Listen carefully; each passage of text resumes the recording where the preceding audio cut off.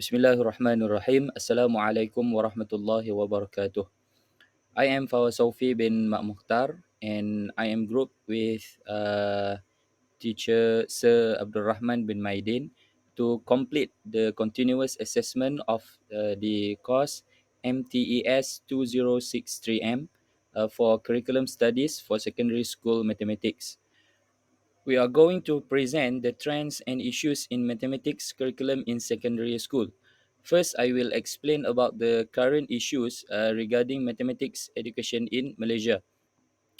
Malaysia education system has a benchmark or GPS in finding the right track for a better education and to compete with the global development of education with other countries. And as a result, Malaysia had joined two major global benchmarking tests to evaluate our education performance in this world. In mathematics especially, Malaysia compete with other countries or economics region in this world through exam like PISA and TIMSS. So we can say that PISA and TIMSS are the GPS education for evaluating Malaysia's education system, especially in mathematics and science. The first benchmarking test is PISA. What is PISA? PISA is the program for international student assessment. We call it PISA, which is a worldwide study by the Organization of Economic Cooperation and Development (OECD) in member or and non-member nations intended to evaluate educational system by measuring a 15 years old school pupils' scholastic performance. And the text explore how well students can solve complex problem, think critically, and communicate effectively. There are a total of 79 countries and economics regions that joined the PISA examination. And the PISA examination was first performed in 2000 until the latest one, which was held in 2022. Okay, now the involvement of Malaysia in PISA examination. Malaysia involved in PISA examination since 2010. By comparing the result internationally, policymakers and educators in Malaysia can learn from other countries' policies and practices. For example, the result from the PISA can be the indicator for our policymakers, or in term of Malaysia is the government, to evaluate or to reconsider the curriculum for education in Malaysia, which is to compare with other countries that are joined in the PISA examination. So what are the issues with PISA? On 5 December of 2023, on Thursday, the Star Portal reported that Malaysian student PISA scores dropped in 2022. As we know, Malaysia compete in PISA examination on 2022, and the result was obtained in the 5th December of 2023. The result for Malaysia student score in PISA examination dropped compare with the result in 2018. Okay, now we go through with the latest result of PISA 2022. This is the summary report from the PISA organization about the performance of Malaysian student in PISA examination 2022. In mathematics, the main topic of PISA 2022, 15 years old in score 409 points compared to an average 472 points in OECD countries. Number two is in Malaysia, 41% of students attain at least level 2 proficiency in mathematics, significantly less than on average across OECD countries, which is the OECD countries get the average score about 69%. At a minimum, these students can interpret and recognize without direct instructions how a simple situation can be represented mathematically.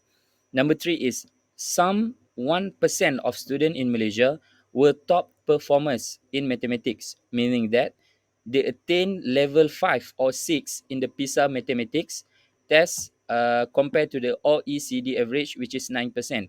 At this level, students can be model complex situations mathematically and can select and compare and evaluate appropriate problem solving strategies for dealing with them.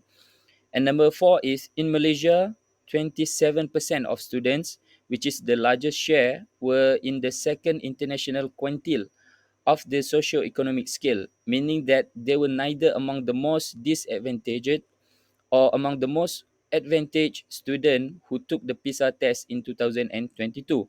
The average score in mathematics was 387 score points. Compared with the Turkey and Vietnam, students of similar socio-economic background tend to score more significantly higher than Malaysia.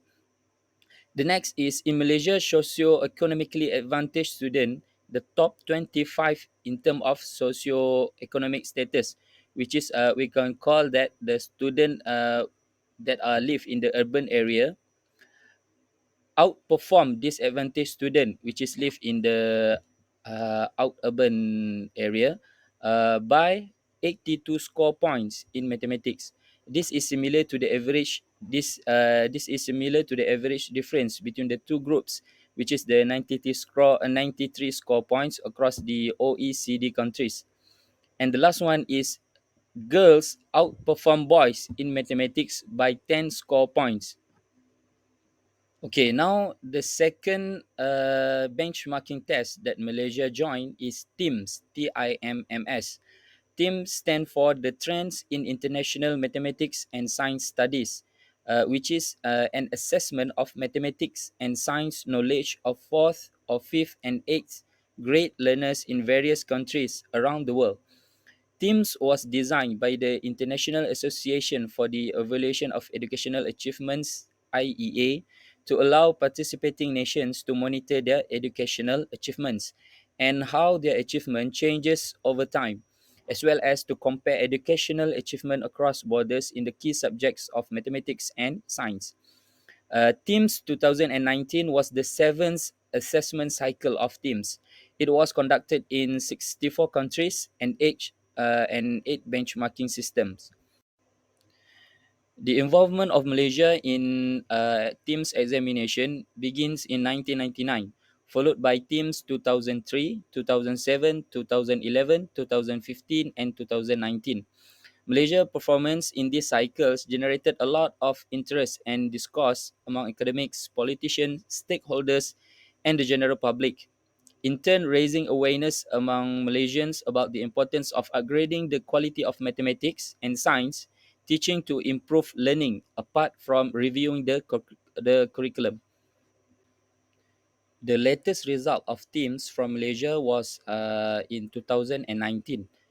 Throughout the participation of Malaysia in teams from 1999 until 2019, there are several impacts that give the change to the Malaysia education system, especially in mathematics and science. What we can say is the downward trend in Malaysian students' performance from teams 2003 to 2011 was a wake-up call that raised concern about the quality of education in Malaysia. Student poor performance was attributed largely to their lack of higher order thinking skill, which we can call HOTS, HOTS. The impact for teams examination are TIMSS results are mainly used to inform policymakers about initiatives that can be implemented to improve the education system. Among the measures taken were preparing teachers to integrate HOTS objectives into their classroom instruction or reviewing textbook and increasing the proportion of HOTS item on national examinations. A revised curriculum for both mathematics and science at the secondary level was implemented in 2017, beginning with 7th grade student or Form 3 student. The curriculum was previously introduced in 2011 to the first grade student. TIMSS results have also impacted the design of the grade 9 PT3 exam, which was introduced to the Malaysia, uh, which was first administered in 2015 and asked students to respond to questions that require thinking at a higher cognitive level. Other measures of improvement include the development of mathematics and science resource materials, or the implementation of Hayati Eksplorasi Berfikir Aras Tinggi Hebat, Appreciation, Exploration and Higher Order of Thinking Skills, which was developed collaboratively with the expert from local and international universities, and the development of HOTS items to be used in classrooms for the teaching and learning of mathematics and science. We have learned that the downward trend about the TIMSS and PISA result, uh, due to the lack of high order of thinking skills among the students in Malaysia. Now, what is HOTS? High order thinking skills, or HOTS, refers to the ability to apply knowledge, skills, and values in reasoning, reflection, problem solving, and decision making, or innovating and creating something new. The Malaysian education system formally emphasized on the development of a strong content knowledge in students.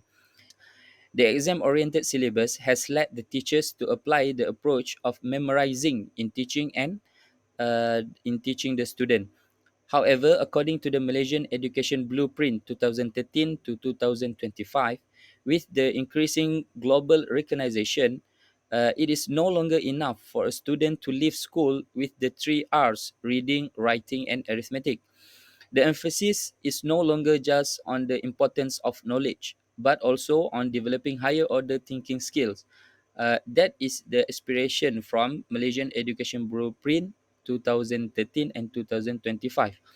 HOT is also introduced in KSSR and KSSM syllabus due to a decline in Malaysia's student performance in international assessment, like I said before, in trends in international mathematics and science study teams and program for international student assessment, which is PISA. Both teams and PISA not only test students on content knowledge, but also on cognitive skill. Students should be able to apply their knowledge in real world setting. That was something our previous education system lacked. The HOTS initiatives is an ongoing effort by the Ministry of Education (MOE) to produce balanced human being responsible for the prosperity of the country. And the implementation and cultivation of HOTS can help students perform thinking operations such as making analysis and references to increase their understanding as well as improve their achievement performance. HOT is distinguished by basic speculation abilities from low order learning that refers to those achieved by methodically remembering. HOTs are reflected by the main three levels in Bloom's taxonomy, which we can see in the diagram. The Bloom taxonomy cognitive domain from 2001, the three lower level of Bloom taxonomy, which is the low order thinking skill. It involving remembering, understanding, and applying. HOTs cover the top three from the taxonomy Bloom's pyramid, which is we start from we start from analyzing, evaluating, and the top of the pyramid from taxonomy Bloom's is creating, which is student can use the knowledge to create something new. The issues from implementing HOTS in Malaysia is the absence of readiness among teachers are seen to lead to the application of higher level thinking skill HOTS cannot be implemented during the teaching process, even by teachers who have an awareness and knowledge of the importance of HOTS. The willingness of teachers to include HOTS in their lesson includes their skills to teach subject content and their attitudes toward their responsibility. Generally, teachers do understand that HOTS need to be infused through lessons for students' better achievement, but teachers are also aware about HOTS that this is in line with the aspiration of Malaysian Education Blueprint 2013 and 2025. However, low level of teacher readiness towards the implementation of HOTS is considered as one of the main factors that slow down the initiative of the ministry to reform the education system. A reason to that is there are teachers who are unwillingly to shift from their traditional teaching methods. That's due to lack of understanding and knowledge on HOTS, as discussed above. Teachers who have been teaching long before the implementation of HOTS are not quite fond of using the new method. This especially happens to all teachers who are comfortable in conventional teaching and learning methods. They prefer focusing on information delivery, where they use the chalk and talk method to explain that information. Next is the constraint. To integrate HOTS in lesson may consume more time and effort. To integrate HOTS, in order to plan a good lesson plan, teacher has to also take account into the contents of title, students' level of thinking and learning outcomes, the questions, the activities which caters all students' needs, the teaching aids which goes along, and many others in one time frame. The issues that rise throughout the result from PISA and TIMSS has led to the change in curriculum for secondary school in Malaysia. Why? Because the education world is constantly changing drastically to meet the demand of Industrial Revolution 4.0. The advancements of technology with a variety of applications based on AI, artificial intelligence, being used teaching and learning process can no longer be the same as it was 20 years ago. In the era where students are able to get all information from the tips of their fingers, it is no longer suitable for teachers to conduct lessons solely based on content knowledge. In the 21st century pedagogy, uh, teachers are expected to teach hot elements to encourage deeper thinking activities among students. Higher order thinkings also allows students to think beyond the fact. In this era, we need people who can think beyond what is written in the books. Instead of remembering the facts, a person should be able to use or apply the facts in life. They must be able to understand the facts, infer them, connect it to other facts, categorize, manipulate, and put them together in a new ways. And higher order thinking shifts us from being like a robot, just saying things that are programmed without really understanding it, to being an all-rounder as we seek new solution to new problems. All the issues need to be overcome by the Malaysian government, especially in mathematics education. What we can do to overcome all the issue, we can do it by reviewing the curriculum, which is the KSSM. Now we use KSSM. Why? Because mathematics is the best medium to develop each student's potential, intellectual proficiency, and human capital, because it encourages logical and systematic thinking.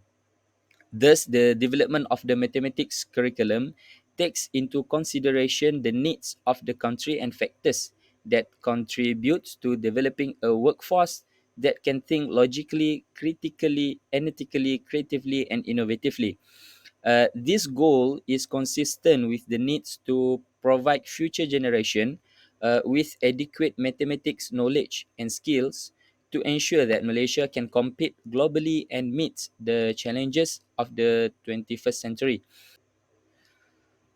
All these issues need to be taken care of, and Malaysian government through MOE, Ministry of Education of Malaysia, has done some work in reviving the Malaysian Education Blueprint 2013 and 2025, which we can see in the curriculum for mathematics in secondary school KSSM, has been revised, and there are some trend in the curriculum that meets the HOTS, and can make Malaysia on par with other country. So the trends will be elaborated by my friends, Cikgu Rahman bin Maydin. Assalamualaikum warahmatullahi wabarakatuh. So I'm Abdul Rahman bin Maydin.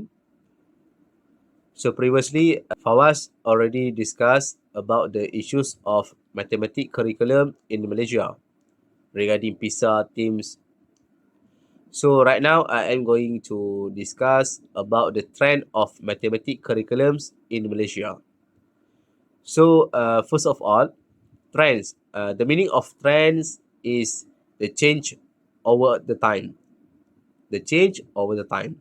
So the trend of mathematics curriculums means the changes of mathematics curriculums from the previous until right now, the current curriculum.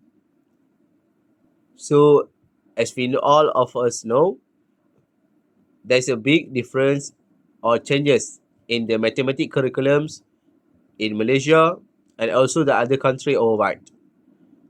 So we are going to discuss about that. And of course, when we say about the changes of mathematics curriculums, the first thing that comes, of course, hot, that is higher order thinking skills. Higher order thinking skills. So hot higher order thinking skills is the main idea of this era. So why is it important for us to know about the HOTS? So HOTS is the main idea of this era. As all of us know, the education is keep changing because of the demand of the revolution of industry 4.0. So the education always keep changing drastically. That's why Malaysia has also followed the trend so that we are not left behind. The advance of technology, like the lot of application, the apps, and the new one, AI, artificial intelligence. So because of that things, our education could not be same like the previous 20 years ago. We have to keep changing and to fulfill the demand of this industrial revolution. That's why HOTS being introduced and implemented so that the next generation they could fulfill the demand, and instead of remembering the facts, they can apply the facts that they learn in their daily life. So in these HOTS, higher order thinking skills, we are trained our generation, the students, to think creative and out of the box. Okay, next, when we are talking about the thoughts, higher order thinking skills, there are three main aspects that we will discuss. First, PLC, Professional Learning Community. And second, 21st Century Learning. And third, we will discuss about the STEM. Okay, so the first one is PLC, Professional Learning Community. It's a term that we use worldwide, but we discuss the PLC in the education. So PLC in education means the educators or teachers, they work together as a teams and share their expertise to improve their teaching skills and the same time to improve the performance of the students. Instead of working alone, the teachers, they work as a teams, they collect the data, make an analysis, and find the solution to improve the skills and performance for the goodness of the students. So there are six component or characteristic of PLC. The first one, share the mission, vision, and goals. The second, collaborative team, focus on learning. It means all of them, the team members are learning. The third, collective inquiry. The fourth one, action, orientation, and experimentation. And next, commitment to continuous improvement. The last one, result orientation. So there's a lot of component or element in this PLC, but we are going to highlight just three of them. The first one, focus. The second, improvement. And the third, share. The first one is focus. It means all the team members, it means the teachers are going to focus on the target, the data they collect, and they set the goals or target. So they focus on them. And also, the focus means they identify the problems and find the solution for the problems to overcome the problems. The second one is improvement.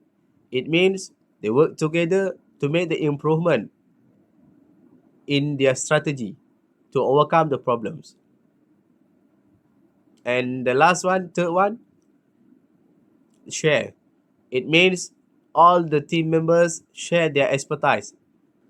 They also could share the strategy for the teaching, strategy for the uh, coaching, how to make the student improve, or they could share the data and also the sources. Okay, the second thing we will discuss about the 21st century learning. 21st century learning, it means the changes from the traditional approach to the modern approach of teaching. So this is the approach to make our student be prepared to be success in the future in this global economy. As we know, the traditional approach, it's more about the memorization, recitation, but for the 21st century learning, we are not just make our student to memorize, but we have to train them so that they have the critical thinking, being creative and collaborative. Instead of learning the things or some things for the exam or test, for this 21st century learning, they could use the thing or facts that they have learned in the daily life. So 21st century learning is more than just the three R's. As we know, the three R's: reading, writing, and arithmetic. So it is more about that. It emphasizes the critical thinking, creative, collaborative, and also the communication. One way to integrate 21st century learning is to focus on project-based learning. So in this project, students will work together. They will use their creativity and the critical thinking to solve the problem. This type of learning is very effective because it helps the student to work in a team and also being creative. Another way to implement 21st century learning is to using technology. Okay, there's a lot of component of 21st century learning, but we will just focus on the three framework. The first one is learning and innovation. Second, digital literacy. And the third one is career and life. Okay, the first one, the first one is learning and innovation. So it is about the four C's: critical thinking and problem solving, creativity and innovations, communication and collaboration. Okay, for digital literacy, it means we can't just depend on the traditional approach, but as the technology are moving fast, we have to follow the trend so that we are not left behind. So there's a three things in the digital literacy. The first one, information literacy. Second, media literacy. The last one is ICT literacy. Okay, for career and life, there's a lot of things such as flexibility and adaptability, initiative and self-direction, social and cross-cultural interaction, productivity and accountability. And the last one is leadership and responsibility.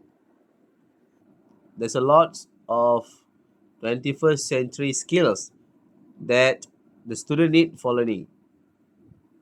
For example, communication, critical thinking, creative, collaboration, leadership, and so on. There's a lot of them. So it's really important to implement 21st century learning in our curriculum in Malaysia. The first thing is it will help the students to overcome the problem in their daily life. I mean the real problem, the real world problem. It helps students to develop the skills to overcome the real world problem. Okay, the last one is STEM. STEM. S stand for science, T for technology, E for engineering, and M for mathematics. So STEM education is a teaching approach that combines science, technology, engineering, and mathematics. So STEM education received the attention of Ministry of Education since 2010, and then it been introduced in Malaysian Education Blueprint 2013 until 2025. So STEM education is really important for economic development. So through STEM, there's a three benefit of STEM. The first one will develop the critical thinking skills of our students. Next, collaboration, communication, and teamwork. And third one, workforce readiness.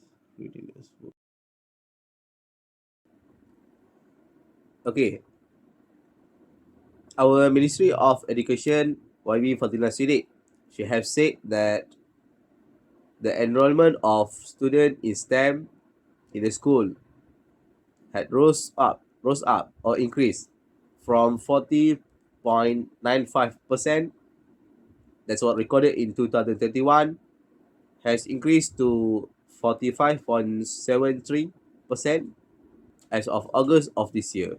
There's a lot of benefits of this STEM to our students and our generation. So in conclusion, there's a lot of strategies that our Ministry of Education that have implemented to make the mathematics curriculum in Malaysia are the best for our generation. For example, as we have discussed before this, PLC, 21st century learning, and STEM. So we have to make the best for our generation so that they are not left behind. And they could be the best, they have the best criteria and skills to develop their skills to compete in the future. Not in only in the country, but they could compete and be the best among the best in the international stage. So that's all from us regarding the discussion of issues and trend of mathematics curriculums, current mathematics curriculums in Malaysia. Thank you.